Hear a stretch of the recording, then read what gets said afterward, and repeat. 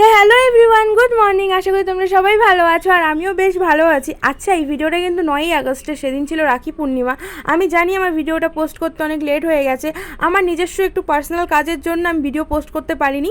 তো এখন আমি অনেকটা ফ্রি হয়ে ভিডিওটা পোস্ট করতে পেরেছি। যাই হোক, সেদিন কিন্তু আমি সকাল সকাল উঠে পড়েছিলাম, উঠে নিয়ে ঘরে সমস্ত কাজ করে পুজো দিয়ে সব রেডি করছিলাম, কারণ আমি জানি প্রত্যেক বছর তো দিদি হাতে হাতে সবটা করে, এবছর আর দিদি নেই, তাই আমাকেই সবটা করতে হবে, গুছিয়ে নিতে হবে।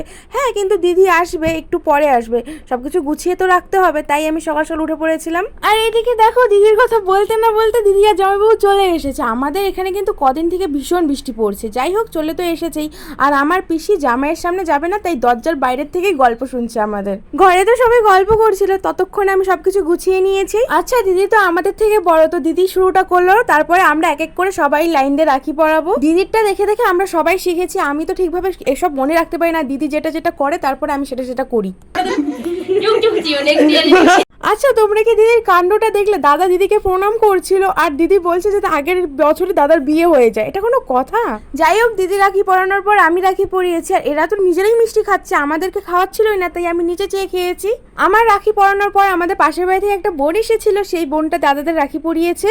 আর আমি না এটা ঠিক জানি না যে দিদি এটা কি ভিডিও করেছে, নিজেকেও ঠিকভাবে দেখাচ্ছে না, আশেপাশেও ঠিকভাবে দেখাচ্ছে না। মানে ভিডিওটা দেখে আমার যা হাসি পেয়েছিল না। এরপর আমাদের সবার শেষে রিয়া রাখি পরিয়েছে, আর আমি পাশে যে কেন দাঁড়িয়ে নাচছিলাম আমি নিজেও জানি না।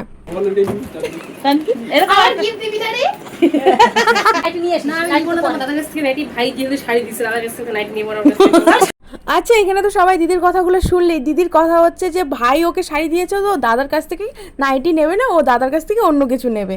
তো এইসব নিয়ে আমরা অনেক মজা করেছি। তো আজকে আমাদের ভিডিও এখানেই শেষ। তো তোমার সাথে গল্প হবে আরো অনেক। তো আজকের জন্য টাটা।